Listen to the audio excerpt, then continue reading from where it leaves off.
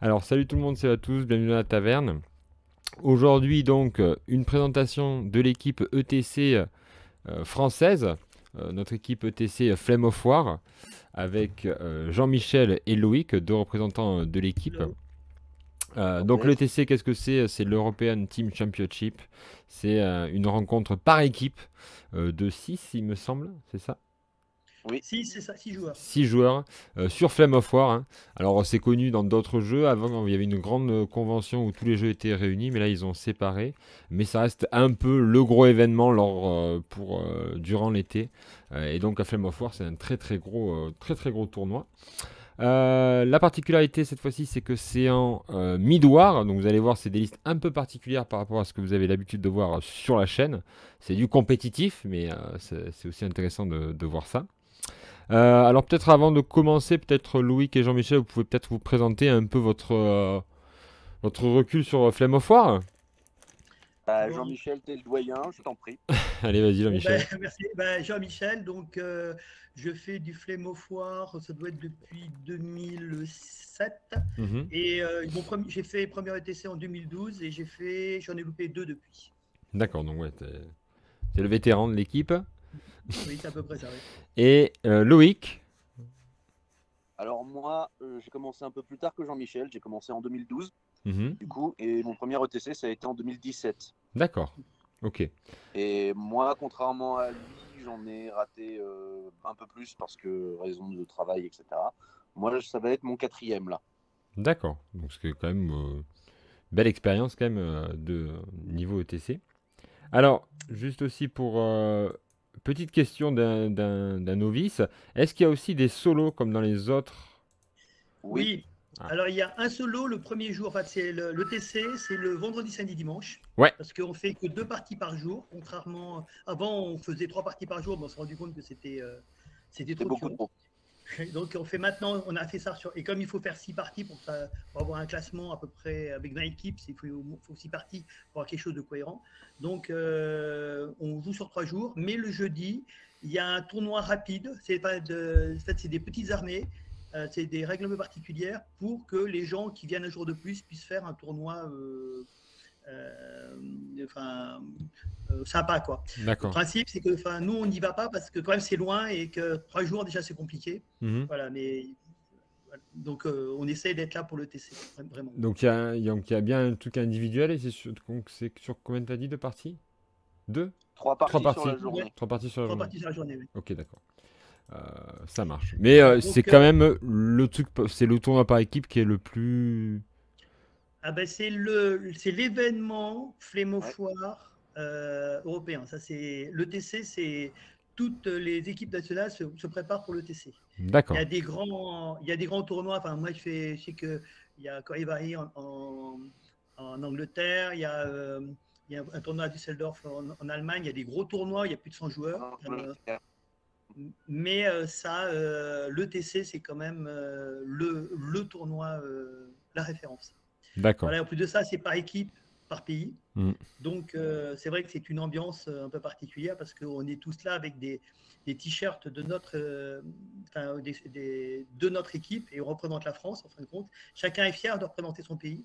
Ouais, surtout que... C'est vraiment une ambiance particulière, sans pour que ce soit chauviniste. Mais oui, bien sûr. Mais c'est quand même quelque chose c'est une ambiance qui est assez sympa. Et en plus de ça, on retrouve chaque année, comme il y a des joueurs qu'on retrouve chaque année, il y a quand même un esprit d'équipe, un esprit de compétition qui est quand même, mais de compétition franche, qui est moi que j'aime beaucoup. D'accord.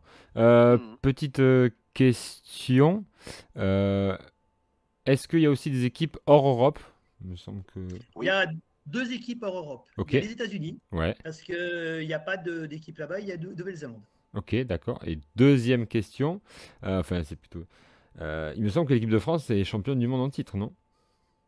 Ou vous n'avez pas gagné le TC il n'y a pas longtemps? Nous, on a gagné il y a 2 ans. Ah voilà, il y a 2 ans, c'est ça. Je savais qu'il y avait... Ok. L'an dernier, on a eu un problème Ouais. parce que en fait, il y a un de nos meilleurs joueurs qui était qui a été positif Covid la veille de l'ETC. Ah ouais. On a dû le changer en dernière minute et on a trouvé un joueur, un remplaçant quoi, qui avait eu 6 défaites. Donc bon, ça a quand même plombé l'équipe. Ouais, c'est sûr.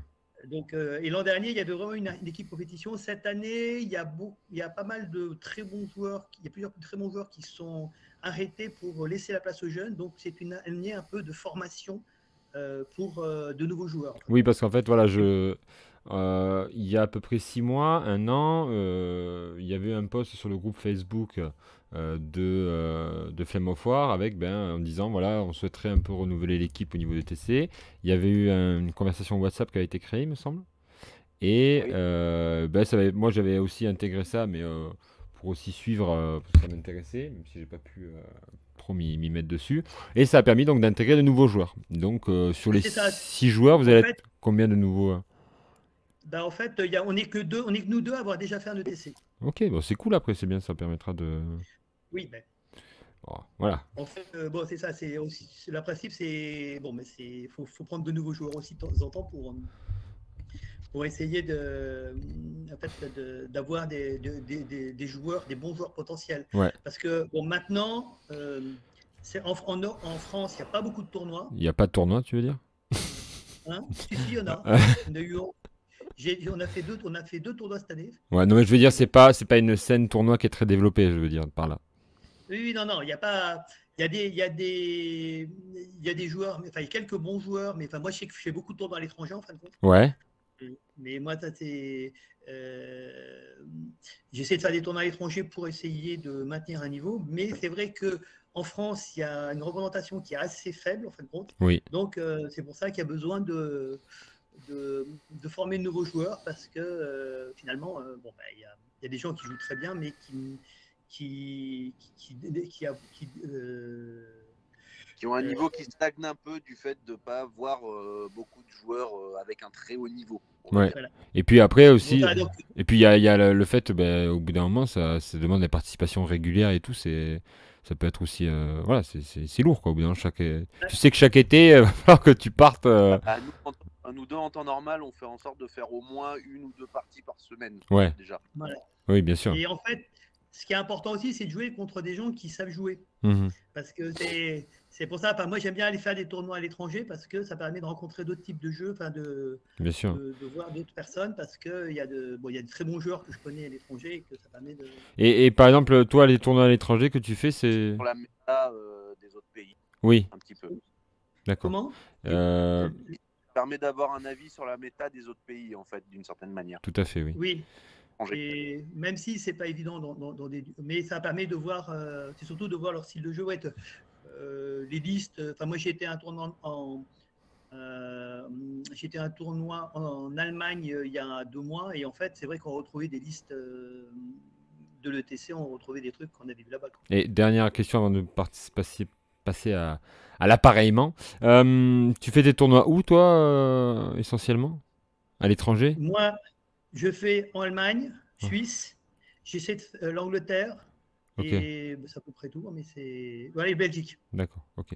Et est-ce que vous avez la volonté d'essayer de créer en France un peu des tournois un peu plus compétitifs ou pour l'instant c'est. Nous on veut, mais le problème c'est que la plupart des gars qui jouent à Flames, ils ont tendance à être assez éparpillés en France. Tout à fait, oui. Pour se réunir, c'est pas forcément évident. En fait. Ouais, c'est ça, oui. Ouais. En fait. Enfin, à côté de Marseille, nous on est sur Bandol, sur la côte. Là, on aurait moyen de faire des tournois. Ouais. Mais en fait, la dernière fois qu'on a organisé un tournoi, ça faisait trop loin pour que les joueurs viennent. Il n'y avait pas beaucoup de monde qui sont venus parce que c'était trop loin. Ouais, c'est ça. Donc là, il faut qu'on est en train de regarder avec Lyon pour voir si à Lyon, il n'y a pas moyen de faire quelque chose à ce niveau-là pour pouvoir faire une mise en scale. Enfin, ici, organiser un tournoi. Quand on n'est pas sur place, c'est pas évident quand même. Bien sûr, ouais. Donc voilà, n'hésitez. Ouais. Et Paris, je cherche des endroits. Enfin, Paris, les endroits ne sont pas évidents. Donc si jamais qu'il y en a qui nous suivent là, donc toi, Jean-Michel, tu es plutôt donc, dans le sud-est. Et toi, Loïc? Sud-Est Pareil, aussi. je suis dans le sud-est, je suis à Aix-en-Provence. D'accord, donc voilà, s'il y a des joueurs dans le sud-est qui n'ont pas encore rencontré Jean-Michel et Loïc, n'hésitez pas à essayer de prendre contact sur la page Facebook. Nous, je sais qu'à Toulouse, on a une petite communauté de 4-5 joueurs. Je sais qu'il y en a à Montpellier. Il y avait un gros cercle à un moment sur Bordeaux, mais ça s'est un peu étiolé. Donc c'est vrai que voilà, c'est un peu de partout. Bon, on va passer maintenant à la partie de l'appareillement, puisque l'ETC, c'est un jeu par équipe, mais évidemment, c'est pas au hasard que vont se rencontrer les différents joueurs. C'est par une sorte de sélection qui est faite. Et donc, je vais afficher le petit exposé. On commence par les listes ou par l'appareillement? Plutôt par l'appareillement, parce que ça permettra aussi de mieux comprendre pourquoi vous avez fait certaines listes, certainement. Voilà. Je pense que ce sera plus simple. Alors là, c'est le petit 1. Voilà, donc en fait, bon, là, j'ai pas toutes les informations sur le truc. En fait, vous voyez en haut l'équipe de France avec sur l'étiquette, j'ai mis que les noms des personnes et les pays. J'aurais pu dire aussi la posture, parce qu'en fait, quand on fait des tournois Flame of War, on a 3 postures de combat, enfin, de combat, attaque, manœuvre ou défense. Et il y a 2 armées qui doivent être défense, 2 armées qui doivent être manœuvre et 2 armées qui doivent être attaque. Et on le dit à l'adversaire au moment du début de l'appareillement. C'est-à-dire que là, je serai en face de mon adversaire, je lui dirai, par exemple, Jean-Michel défense, Eric défense, Abel manœuvre, Romain manœuvre, Loïc attaque et Alex attaque. Okay. Et en face, il me dirait la même chose. Ça marche. Voilà. Et donc à partir de là, comment se passe bon, on est 6, on est contre 6, donc il faut qu'il y ait 6 couples en fin de compte, enfin, 6 paires. Donc comment ça se passe? Chacun va choisir une armée qui va lancer secrètement, c'est-à-dire qu'il va mettre une carte, parce que c'est des cartes à peu près comme ça, qui sont distribuées à chaque joueur, devant lui, et l'adversaire va faire la même chose. Alors bon, tu peux descendre. Voilà, donc c'est le premier jeté. Alors nous, on a jeté Alex avec son russe, c'est par exemple, et eux, ils ont lancé un US qui est un US, c'est des chars. Okay. Dans leur armée, l'US, c'est des chars, alors que nous, c'est plutôt l'anti-char. Okay. Et là c'est au hasard, c'est-à-dire que chacun a mis au hasard, hop, on retourne en même temps. Ben c'est ça, on retourne en même temps. Donc on ne met pas au hasard, hein, surtout. Non, je veux dire, voilà, vous n'avez pas répondu. Voilà. Mais là, et à partir de là, on réfléchit, qu'est-ce qu'on va mettre contre? Okay. Alors, bon, ce qu'il faut se rendre compte, c'est que moi, je sais que Romain et Abel ne sont pas très à l'aise face aux gros Russes. Donc, je vais essayer de les éviter. Mais ce n'est pas si évident que ça. Donc, c'est pour ça, ce qui va se passer, c'est que face à la personne qu'ils ont jetée, on va mettre deux opposants. Ok. Descendre d'un niveau. Ouais. Et eux, ils vont faire pareil. Voilà. Donc, moi, j'ai mis Loïc en russe et Abel, qui est... et lui, il a mis un Italien et un UK face à Alex. Alors, là, bon, ça, c'est maintenant, moi, je vais choisir, enfin, nous, on va choisir qui c'est qui va jouer contre Alex. Ouais. On va dire c'est l'Italien et Lucas. Et eux, ils vont dire qui c'est qui va jouer contre l'US, Loïc ou Abel. Et on fait ça en même temps. Ça marche. Donc, ça, c'est le premier appareillement. Voilà, on descend d'un niveau. Hop. Et c'est ce qui se passe. Donc, alors là, bon, on ne voit pas très bien. Ouais, mais je vais le décaler. Hop, je décale. Mais tu peux décaler un peu. Ouais, en fait, on a un premier appareillement qui a été fait. Voilà. Voilà. Et donc, Alex est contre Lucas parce que lui, ils sont bien là-dessus parce que il y a pas mal d'infanterie, ils sont bien contre. Et au-dessus, c'était c'était l'US qui est contre Abel. Voilà. Donc ça, c'était le premier appareillement est fait. Donc maintenant, on se retrouve avec 4 équipes chacun et on fait pareil. C'est-à-dire que chacun va mettre quelqu'un va poser quelqu'un. Il va lancer quelqu'un. Ouais, ok. Donc là, là j'ai pris quelqu'un. Ils ont lancé l'allemand et nous on a lancé Loïc. C'est ça. Alors tu descends. Ouais. Tu descends et donc c'est la même chose. C'est-à-dire que tu remets 2 joueurs de ton côté, l'adversaire remet 2 joueurs. Et donc, voilà, donc on fait exactement la même chose. Bon, contre le germain, je me suis mis moi et j'ai mis Romain, parce que pour essayer d'éviter le russe. Et au russe, ils ont mis un russe et l'italien. Donc, on descend, voilà. Et là, c'est la même chose, c'est-à-dire que nous, face à. On a choisi l'italien face à Loïc. Et eux, ils ont choisi l'allemand face à moi. Mais le dernier appareillement n'est pas est dicté par ce choix, parce que la personne qui avait été mise en réserve chez eux, c'était l'UASS, le second russe qui n'a pas été sélectionné. Il n'avait pas été sélectionné. Il va jouer contre celui qui a été sélectionné chez nous, mais qu'on avait sélectionné, mais qui a été refusé. C'est ça. C'est-à-dire que c'était Romain qui a été refusé. Eux, ils m'ont choisi moi. Donc Romain n'a pas été sélectionné. Donc c'est lui qui va jouer contre le dernier joueur. Et Eric va jouer contre le deuxième russe. Alors bon, et en fait, et donc ça fait un appareillement final. Voilà, et donc là, on a l'appareillement, on a les 6 joueurs contre les 6 joueurs. Voilà. Bon alors, là, on voit que j'ai pas réussi à éviter Romain de se prendre un russe. Donc c'est pas génial. Par contre, Alex est contre un russe, et ça, c'est ce qu'on voulait, parce que. Pardon, Eric est contre un russe, et ça, c'est ce qu'on voulait, parce que c'est. Oui. Lui, son armée. La liste en gros chat, si tu veux. Il a de gros anti-chars pour lutter contre les gros chars. Ouais, ça, après, on verra dans les trucs. Mais ce qu'il faut comprendre, en fait, là, c'est qu'il y a toute une tactique qui est faite par le capitaine pour au mieux faire au niveau des appareillements. Voilà, c'est ça. C'est qu'en fait, chaque liste a des choses contre lesquelles ils sont bien et des choses contre lesquelles ils ne sont pas bien. C'est ça. Et donc, le but, c'est que chaque joueur se retrouve face à quelque chose qui se sent bien. Bon, maintenant, il y a déjà, comme on voit le système, bon, ben, on a. L'adversaire essaie aussi de se retrouver dans une situation où on n'est pas bien. Quoi. Donc, c'est ça. Parfois, il faut faire des sacrifices pour que les autres se sentent mieux. Et donc, c'est ça le principe, c'est. Et toute la difficulté du jeu, en fait. Oui, c'est la difficulté de l'appareillement. C'est-à-dire, est-ce que vaut mieux se prendre un match qu'on est sûr de perdre pour avoir 5 matchs on est très bien sur 5 matchs, ou bien est-ce que on peut avoir 2 matchs qui sont plutôt bien, 3 matchs qui sont plutôt mauvais, et on ne sait pas. Voilà, oui, ça, c'est. Tout à fait. Et c'est tout ce qui est le plaisir aussi du travail par équipe. Et d'avoir le choix le moins mauvais possible, en fait. Oui, c'est ça. Le but, c'est d'avoir le choix le moins mauvais possible, et ça dépend de l'armée, mais ça dépend aussi des joueurs, parce que certains joueurs vont se sentir à l'aise dans la situation et pas d'autres.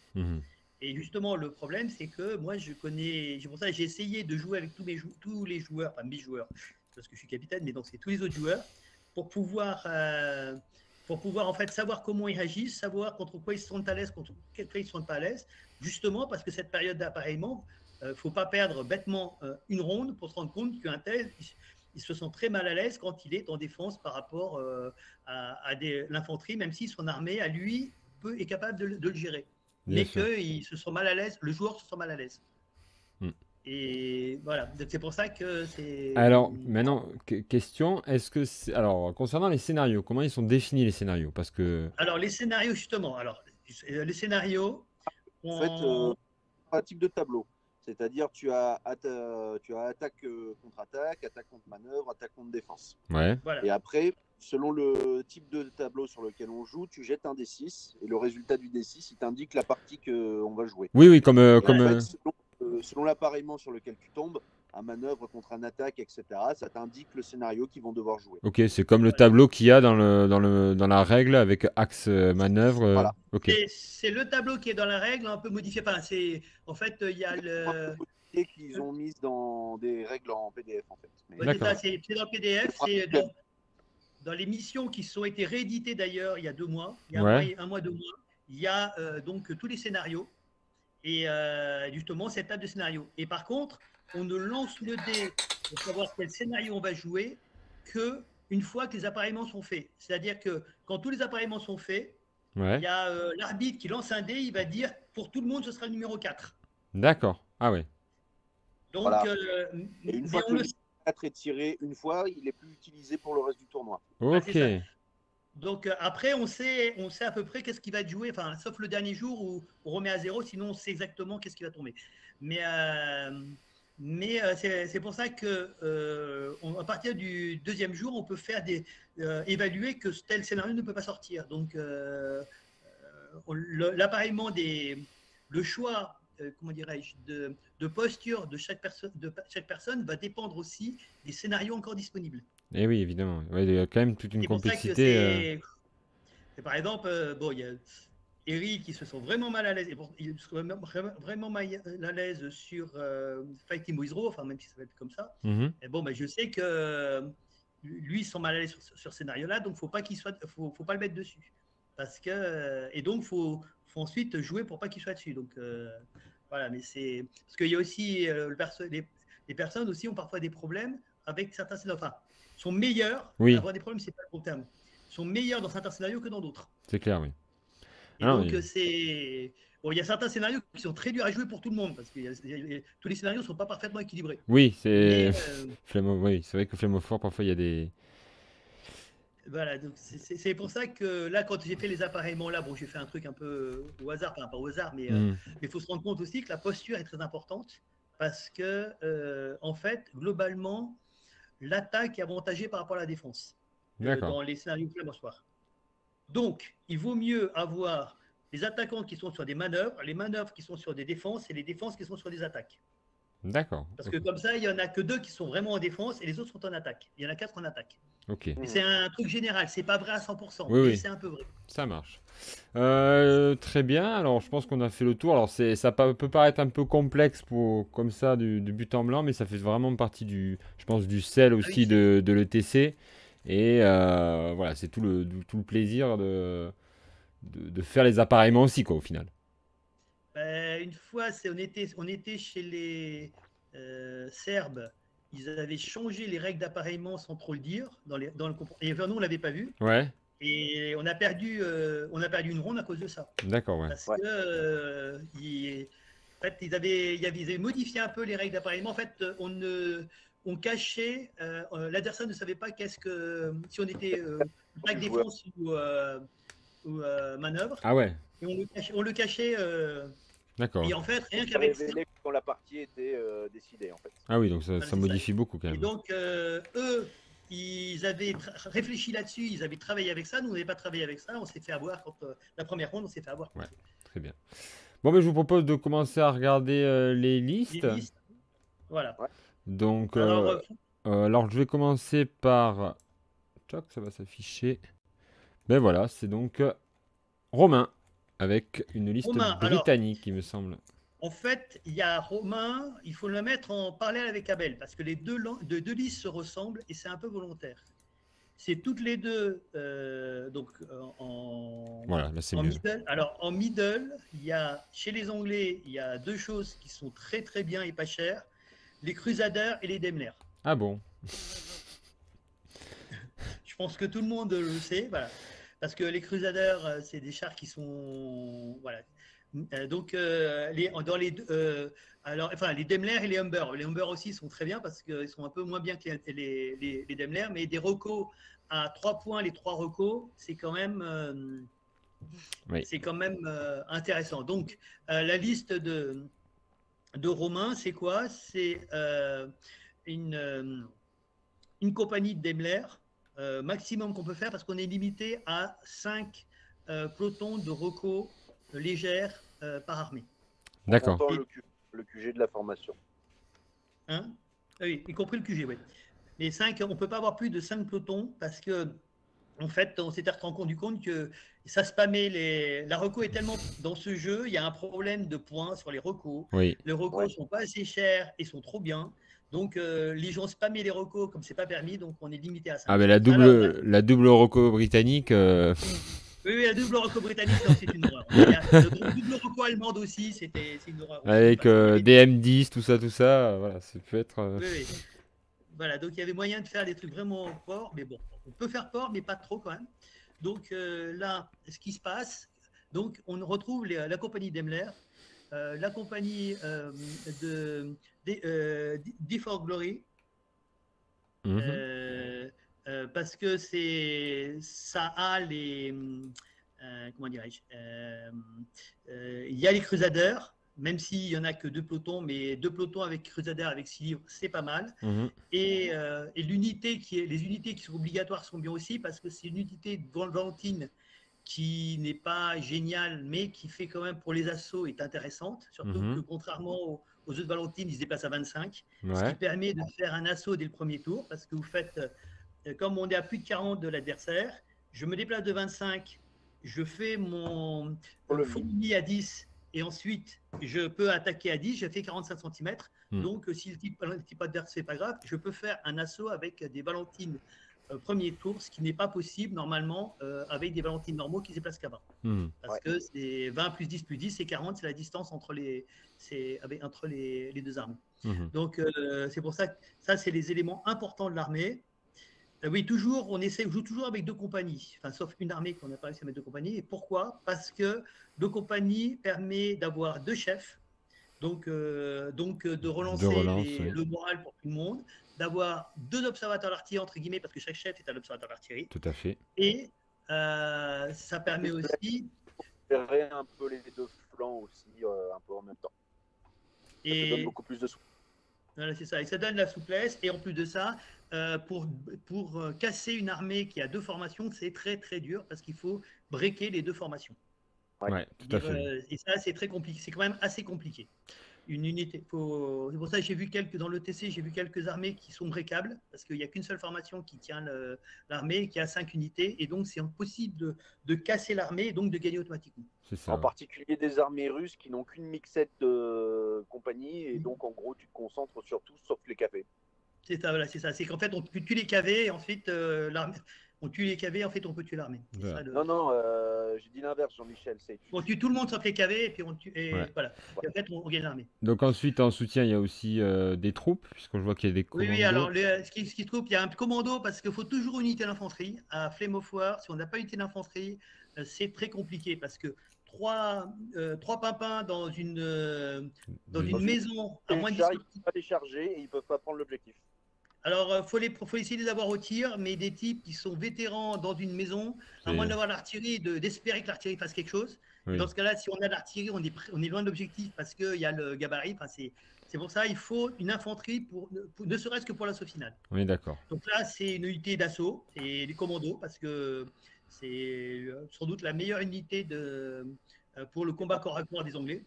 Oui, tout à fait. Et donc un Piat pour avoir un truc capable de dégommer des chars, parce que le gros problème en middle, c'est que l'infanterie a très peu d'armes anti-chars valables.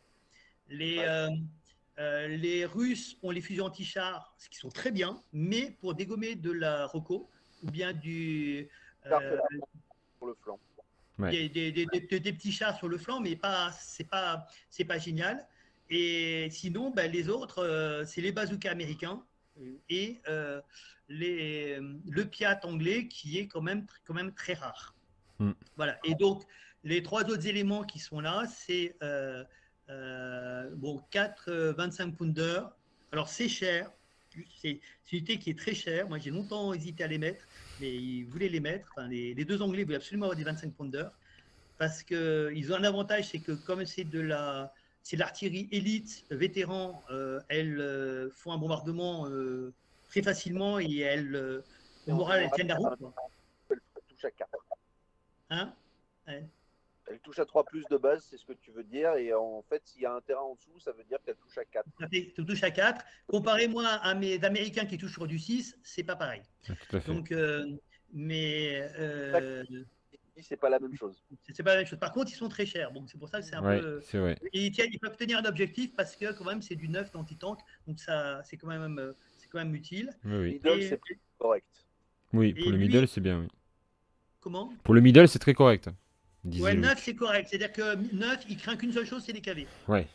Il n'y a que les KV qui l'embêtent. Enfin, les KV, les tigres, les gros chars. Là, oui, donc il ne tient pas face aux gros chars, mais face au reste, il tient.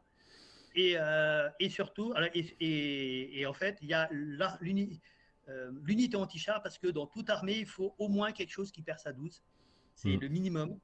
Et là, c'est les 3 M10. Oui, tout à fait. Les M10, la classique. c'est rapide, ça tire loin.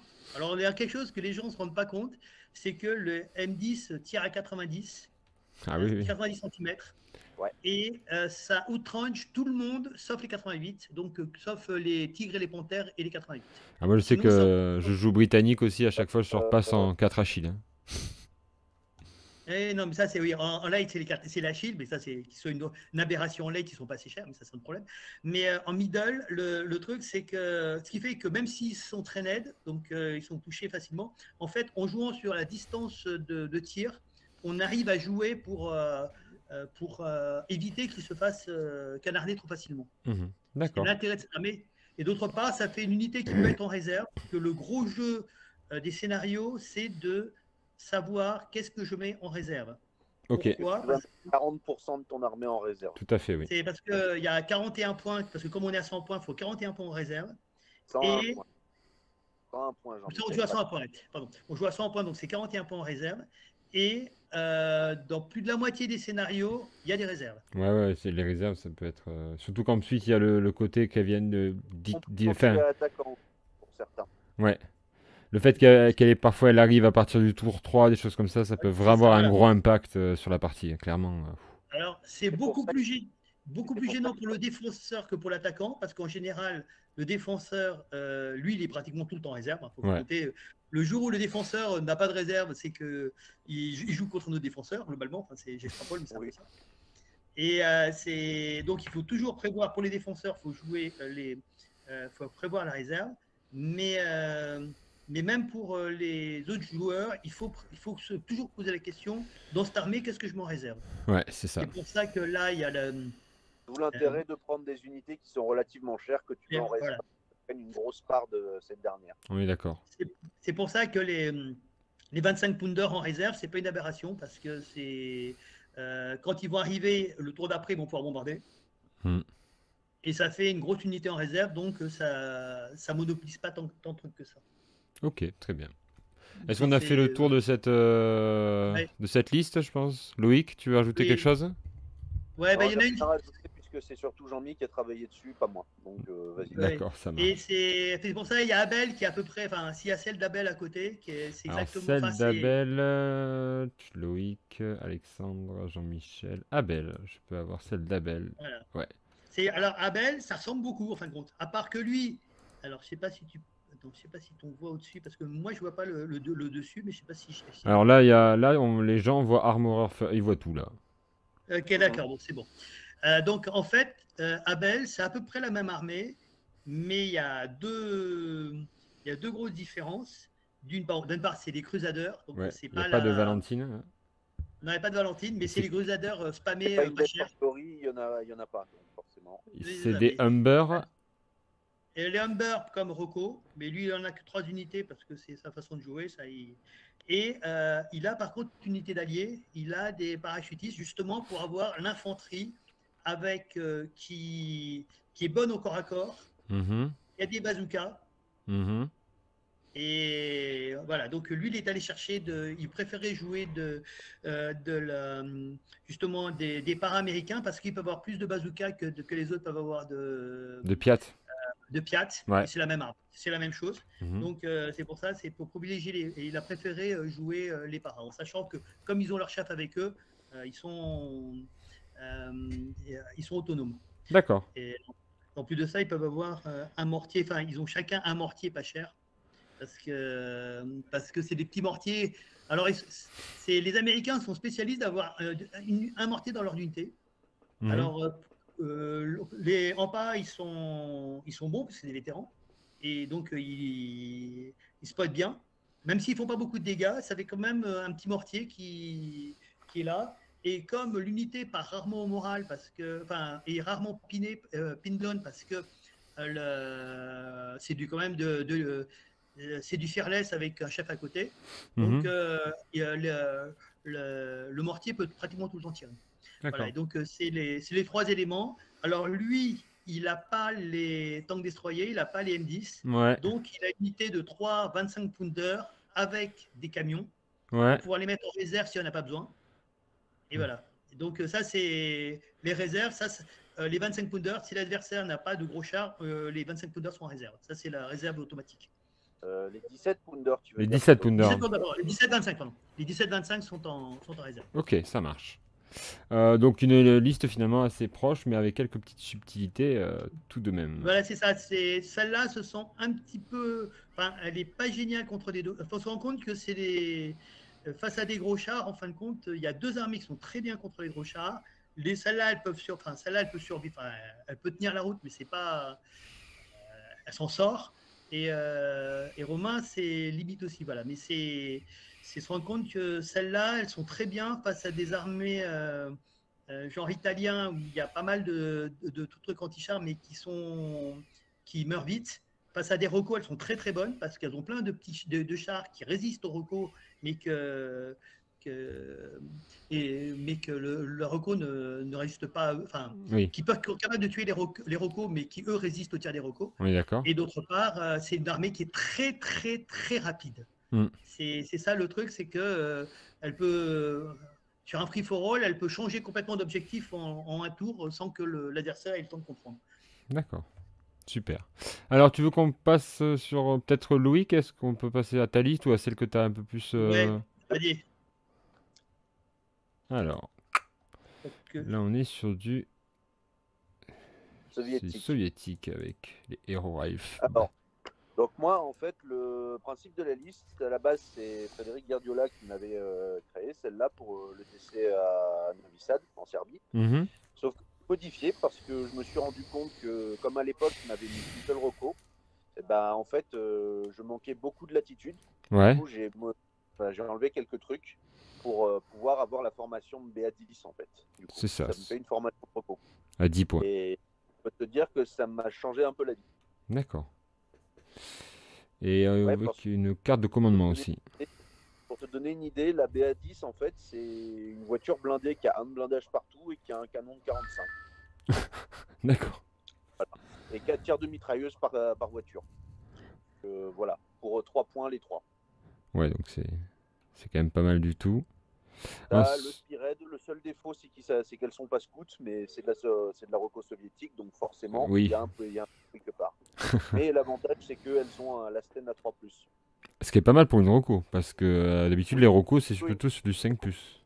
Enfin, elle reste pas. Énorme pour une reco. Ouais. Ensuite, dans l'ancienne version, il n'y avait que des Valentines, en fait. Il y avait des Valentines de Pounder et des Valentines Late avec du. Du coup, j'ai gardé les Valentines Late avec les 3 6 Pounder.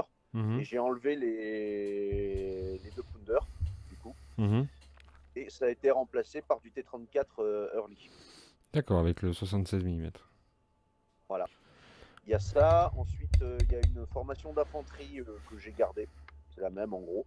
Parce que une formation d'infanterie, ça demande quand même beaucoup de ressources pour être breaké. Ça, c'est toujours la de base.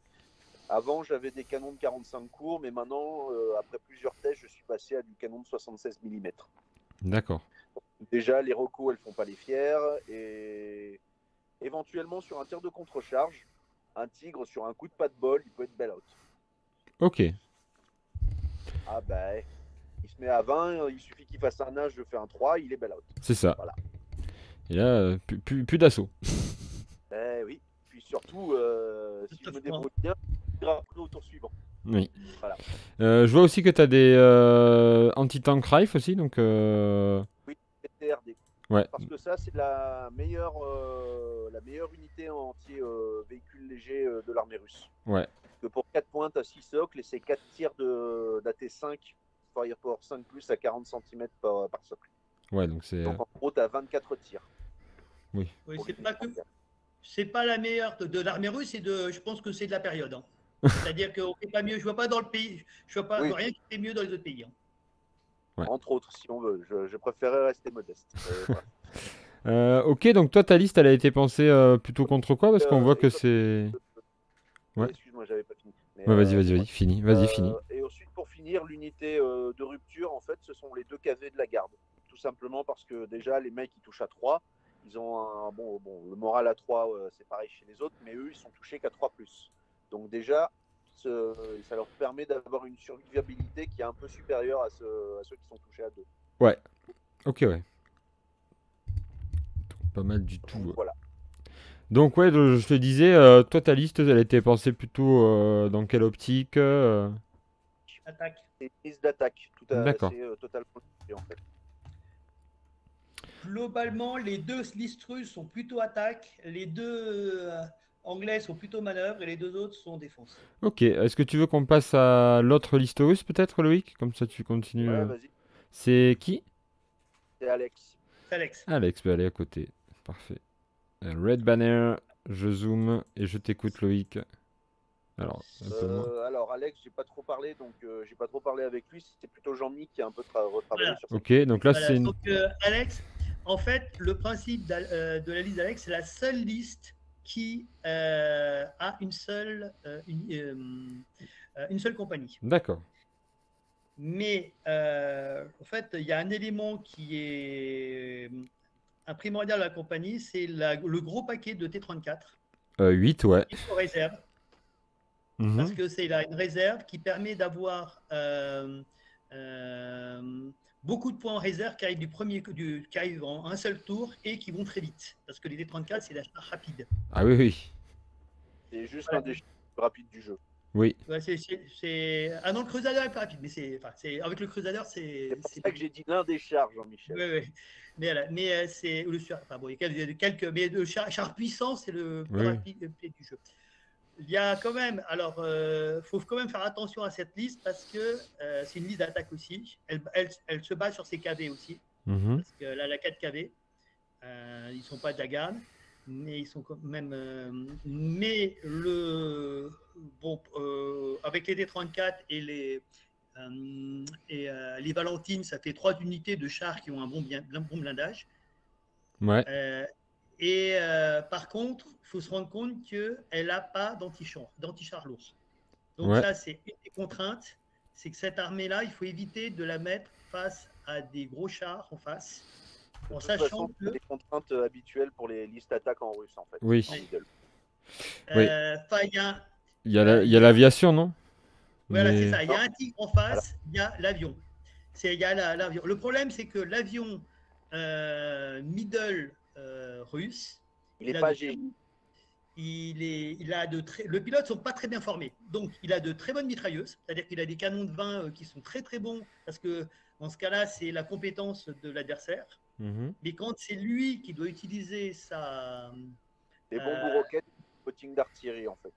Donc, comme il faut faire des 5 ou des 6, donc c'est... Alors, autant... Un terrain en dessous. Ouais, c'est ça. S'il y a un terrain en dessous, c'est 6, si c'est non, c'est 5. Mhm. Alors, c'est jouable contre des chars russes parce que, une fois que, même si la troisième tentative, on chope le char russe, on a plus de OD. Donc, si on les touche sur du 2 de base, ça fait du 4. Mhm. C'est encore jouable. Par contre, face à du gros tigre qu'on touche sur du 4, ça monte à. Si on touche au troisième coup, ben, c'est du 6. Donc, il faut réussir son 6 pour le toucher. Donc, ça devient vite très compliqué. Mais c'est pour ça l'IL2 est surtout là pour lutter contre les KV adverses. C'est-à-dire, si jamais il tombe contre un russe, pour dégommer les KV adverses. Ouais. Et, parce que c'est du 2. Et pour. S'il tombe contre un Allemand, par exemple. C'est ça. Et en fait, dégommer les mardeurs, parce que au canon, de dos, le mardeur ça tient pas, quoi. Parce qu'il a 0 de blindage, il a tout ce qui est mardeur et ce truc de style, ça a 0 ou 1 de blindage de dos. Ouais. Et là, au canon, les IL2 sont capables de les dégommer. leur mal. Alors, petite question pour moi, c'est plutôt, je suis pas du tout, c'est plutôt un joueur casual ou pas compétitif. L'aviation, en général, nous, on n'en met pas trop parce que c'est quand même difficile à faire rentrer. Et de par le bombardement, c'est quand même vachement aléatoire. Et là, je vois qu'en compétitif, elle est présente. Est-ce que c'est quelque chose qui est présent régulièrement ou là, c'est spécifique à cette liste? Non. C'est plutôt spécifique à la sienne, en fait, là. D'accord. Ok. Là, c'est spécifique à la sienne parce que ça permet de faire le complément. Enfin, déjà, ça fait aussi. Enfin, l'avantage de l'avion aussi, c'est que quand il est en réserve, il arrive. Et ben, enfin, en réserve, on va lancer le dé pour. Une fois qu'il n'est plus en réserve, il rentre comme si le premier jet de dé, il arrive où on veut. D'accord. Ok. Donc, ça fait partie des réserves qui sont utilisables pratiquement dès qu'il faut réussir ensuite le deuxième jet de dés pour le 4 pour qu'ils interviennent réellement. Mais le fait d'être en réserve est peu pénalisant en fin de compte pour l'avion. Oui. Deuxième élément, déjà, il y a peu d'anti-aériens en middle war. Et de toute façon, moi, je suis partisan de l'avion canon. C'est-à-dire que normalement, sur une armée allemande, je pense qu'il ne va jamais utiliser sa roquette. Il va toujours tirer au canon. D'accord. Ouais. Ok. Parce que le canon, le truc du canon, c'est que même sur un italien, tout ce qui est les 88 sur camion, là, Oui. les Lancia, les Lancia, c'est 90 d'ailleurs. Les Lancia, l'avion, il se régale parce qu'il est tout sur 4+, il n'a pas de sauvegarde. Il a juste là, ça sauvegarde à 4+, mais il n'aura pas le gun shield puisque c'est. Il n'a pas une gun shield, donc il a sauvegarde 4+ sur gun shield, donc l'avion se régale. Ouais. Détruit. D'accord.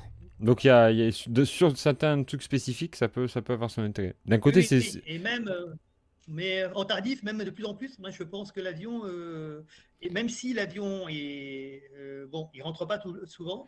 Et est-ce que là, est-ce que c'est lié au jeu d'équipe ou est-ce que c'est lié au. Tu vois ce que je veux dire ou quoi? Étant donné que tu peux te permettre d'avoir un avion parce que tu sais que tu vas envoyer cette liste-là face à d'autres, etc. Alors, en fait, déjà à la base, l'avion, là, dans la liste d'Alex, on l'a mise à sa demande. Ouais. Un petit peu.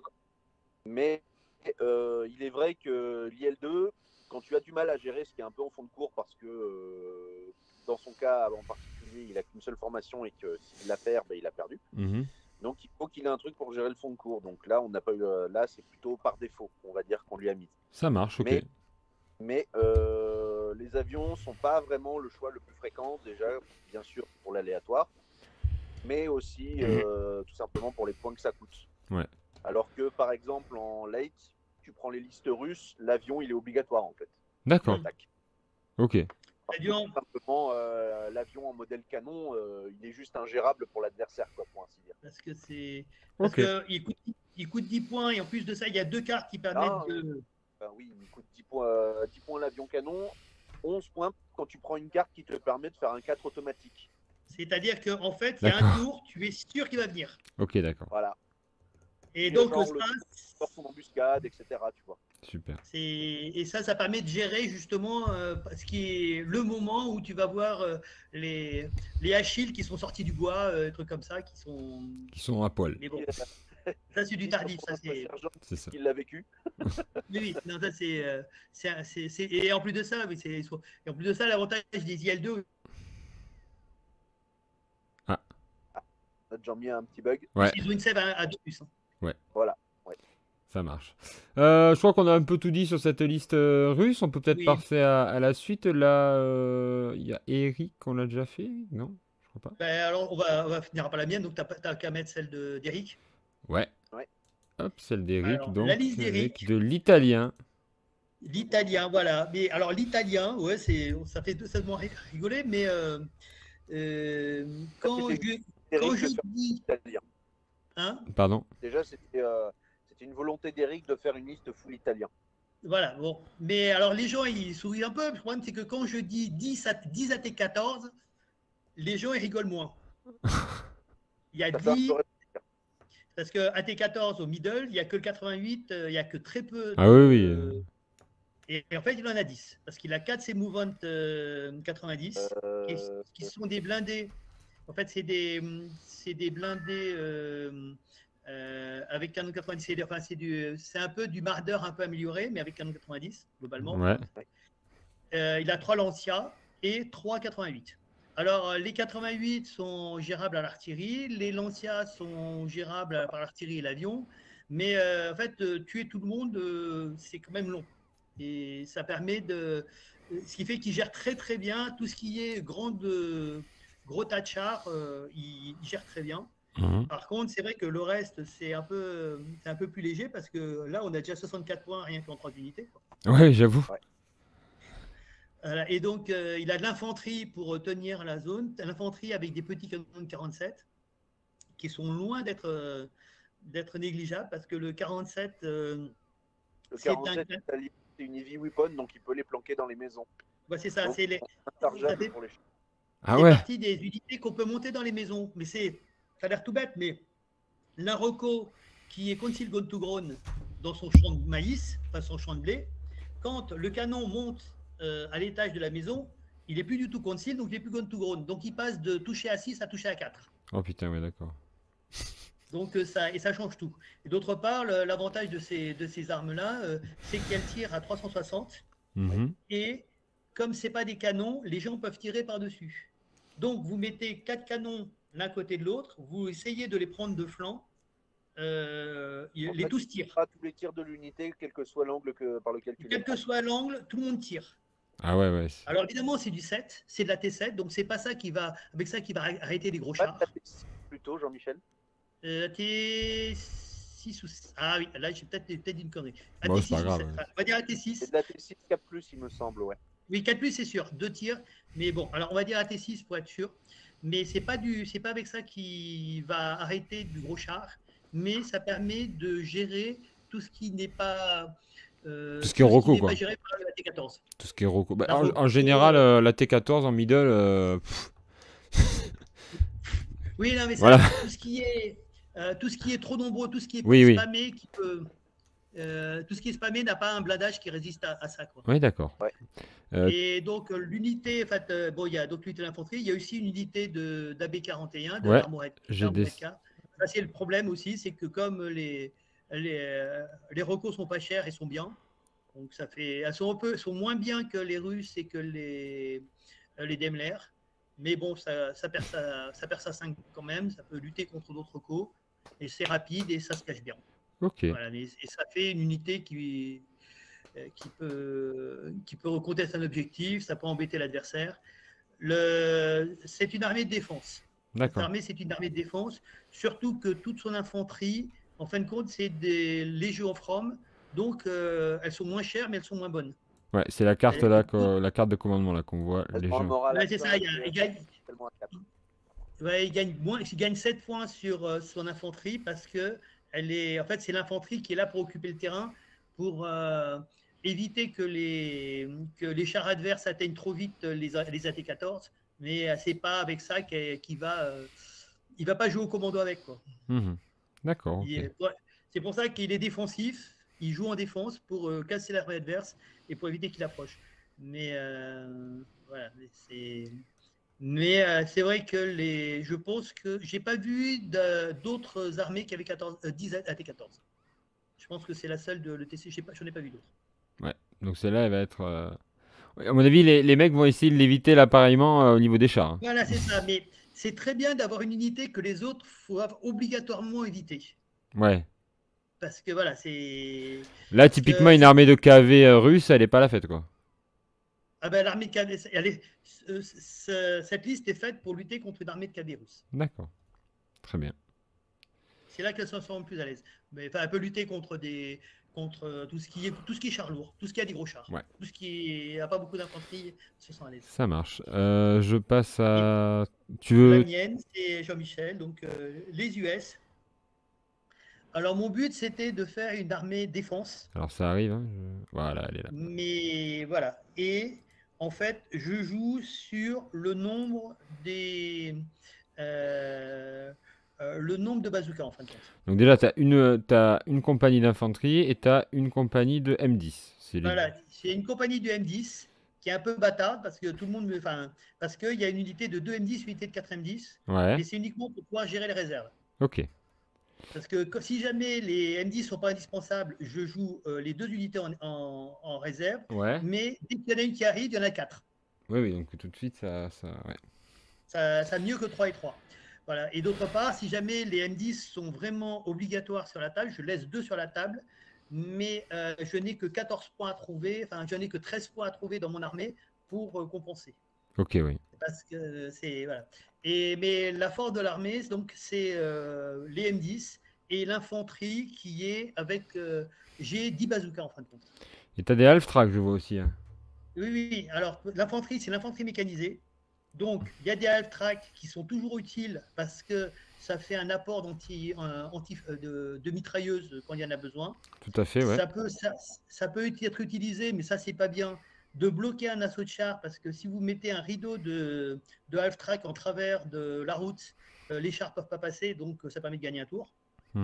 Même si les half-tracks vont être tués par les chars qui vont arriver en face, ils vont perdre un tour pour les tuer, donc ça permet de gagner un tour. Alors je sais, c'est pas fair play, c'est pas, enfin, c'est dire qu'on sacrifie qu'on envoie des half-tracks pour éviter de se faire charger, c'est pas beau d'un point de vue, comment dirais-je, fair play, enfin si Oui, c'est fair oui. play quoi, mais c'est voilà, ça marche très bien. Ok. Et donc et l'intérêt de l'armée aussi, c'est qu'elle a 6 artilleries. C'est l'artillerie, c'est très mauvais, mais elle a 6 slots d'artillerie. C'est du bleu. Ah, Loïc, on t'a pas entendu? Oui, j'allais te le dire. Tu m'as perdu à la caméra, mais ma caméra, elle marche. Donc, je sais pas ce que. Ah, bon, c'est pas très. Ce que c'est. Tant qu'on t'entend, c'est le plus important. Ok, donc il y a l'intérêt, c'est qu'il y a 6 slots, il y a 6 slots d'artillerie, c'est-à-dire qu'il y a 2 vraies artilleries qui sont mauvaises, mais il y a 3 mortiers et 3 T30 qui sont des artilleries qui ont quelques plus de firepower, qui ne sont pas géniales, mais qui sont par 3. Et j'ai 4 mortiers tout seul, 2 dans l'infanterie méca et 2 dans les recos. Et ça, c'est en défense. Mettre 6 gabarits d'artillerie sur là où quand il y a des pré-ranging, mettre 6 petits gabarits d'artillerie sur la table. C'est pas mal, ouais. La personne qui doit faire ses assauts, enfin qui doit approcher, en fait, on peut bloquer tout un tas d'endroits et donc le type sait que s'il avance, il va se prendre un tir d'artillerie en pré-réglé. Oui. C'est-à-dire qu'avec la relance des sèves. Ouais. Mais ça, c'est donc les intérêts de l'armée. Et l'intérêt de l'armée, c'est ça. C'est qu'en fait, un artillerie qui tient la route grâce au CM10 et au bazooka. Voilà. Et d'autre part, dans mon infanterie, donc j'ai la compagnie d'infanterie avec les 2 pelotons d'infanterie, les 37 mm, parce que je me suis rendu compte à long terme que j'ai besoin d'un petit quelque chose pour aller dégommer la reco qui m'embête à 40 cm. Et que c'est un peu couillon d'utiliser les M10 pour ça. C'est clair. Le 37 mm est très très bien pour ça. Et d'autre part, j'ai une seule unité, c'est la botte secrète, j'ai une unité de Rangers. Une petite unité de Rangers, c'est la seule unité qui ne fait pas partie d'une compagnie. Ouais. Et c'est une unité de Rangers avec 2 bazookas. Et en fait, en général, c'est mon unité en réserve. Tout le monde met des unités qui ont un grand pouvoir de tir en réserve. Enfin, moi, je mets mes Rangers. Pourquoi? Non, tu peux dire en embuscade, Jean-Michel. En embuscade, pardon. En embuscade. Je mets mes Rangers en embuscade. Pourquoi? Parce que tout un tas de scénarios, il faut repousser l'adversaire à plus de 20 cm de l'objectif le 6e tour. Et eux, ils sont faits pour ça. Ils sont faits pour faire l'assaut. Il touche sur 2+. Enfin, un assaut, il touche sur 2+, sur 3+ avec les bazookas, alors que les autres, sur du 5 et du 6. Et ils ont un moral de folie. Ils sont fearless. Comme 3+. Non, parler à mon chien. Ok. Comme ils sont hors commandement, enfin ils sont des supports. Donc chacun des deux commandants peut venir leur apporter leur soutien. Et donc c'est ce qui permet au 6e tour de repousser l'adversaire au-delà des 20 cm. Parce que en défense, dans tout un tas de scénarios, on gagne au 6e tour ou on ne gagne pas. C'est-à-dire qu'on a une occasion de gagner, c'est au 6e tour. Faut repousser l'adversaire au-delà des 20 cm de l'objectif. Et c'est-à-dire que là, en fait, finalement, ton embuscade, tu vas la garder au maximum pour la dévoiler au dernier moment autour de ton objectif. Dernier moment. Voilà. C'est le but. Ok, intéressant. Intéressant. Alors, donc, si jamais c'est désespéré, ils vont peut-être intervenir plus tôt, mais le but, c'est de les garder au dernier moment pour faire l'assaut, pour repousser l'adversaire. Ok. Et c'est voilà, mais c'est le concept de l'armée. Donc il n'en perd pas les 3/4 durant un assaut. Oui, D'accord, ça c'est. Oui, mais ça c'est. Parce que la dernière fois que j'ai fait un assaut, il a réussi à me tuer 5 bonhommes, je crois, dans la. Enfin, c'était une boucherie. d'accord. Ok. C'était les GT de l'espace. Ouais, Ouais, voilà. bon, ça arrive après, bon, ça reste un Ouais, jeu de rôle. d'arrive. Voilà, mais c'est donc. Et c'est donc, en plus de ça, c'est une armée qui est très mobile. Donc, les gens ne peuvent pas se permettre de me mettre une armée défense en face. Parce que Ouais. sur un scénario, si je joue contre une autre armée défense, Mhm. je vais jouer sur un scénario genre Free for All, où moi je vais pouvoir taper où je veux parce que je suis assez rapide et l'adversaire, normalement les armées défense sont statiques. Ouais. Oui. Et donc je vais pouvoir faire ce que je veux. Voilà, c'est pour ça. Donc l'adversaire ne peut pas se permettre de me faire jouer face à une armée statique. Ok, intéressant. Parce que les armées de défense sont faites en général pour vivre, être en défense. Mais dès qu'ils se retrouvent dans des scénarios qui sont pas défense, ils sont mal. Mhm. Voilà, c'était le concept de l'armée. Bon, il y a des forces et des faiblesses dans notre système. Hein. De toute Bien façon, le sûr, principe maintenant, c'est De toute de façon, regarder. thème qui n'a pas de point faible, hein, donc tout à fait, on va pas se leurrer. c'est clair.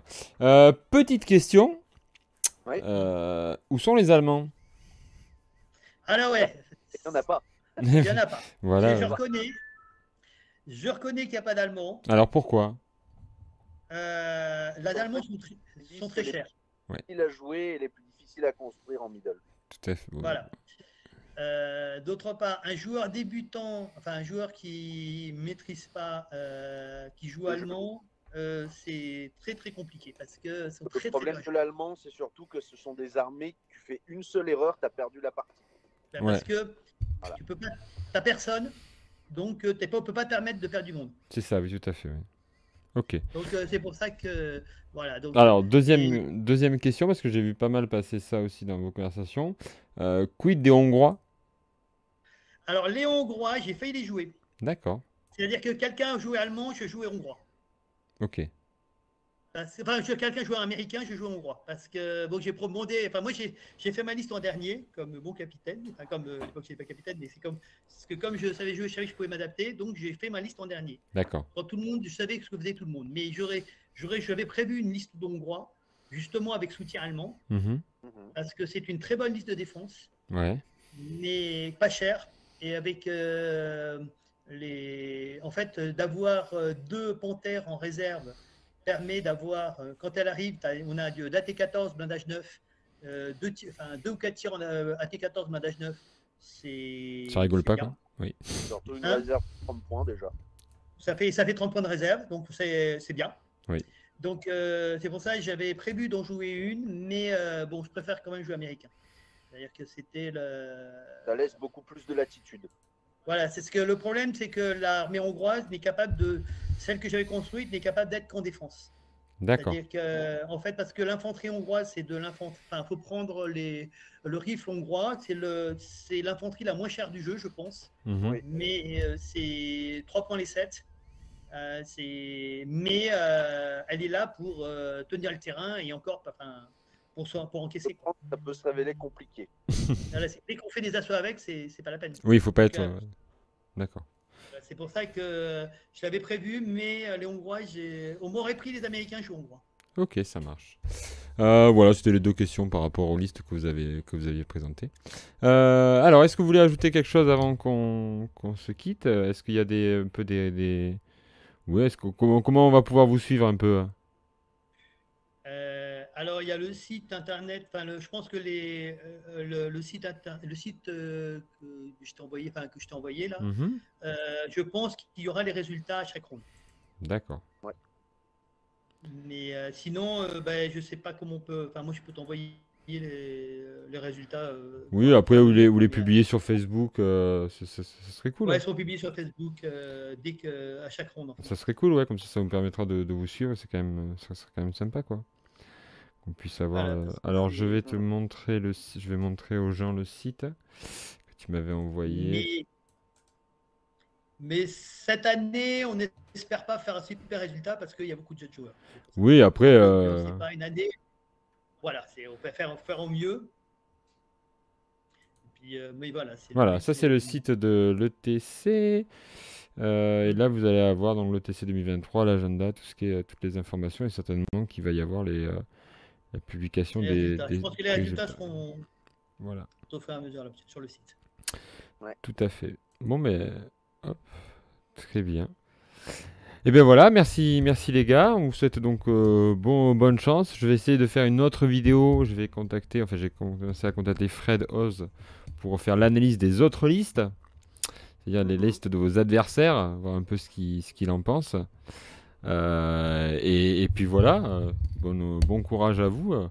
Ça va être quand même, vous allez quand même passer un super moment, quoi. C'est le but aussi. Oui.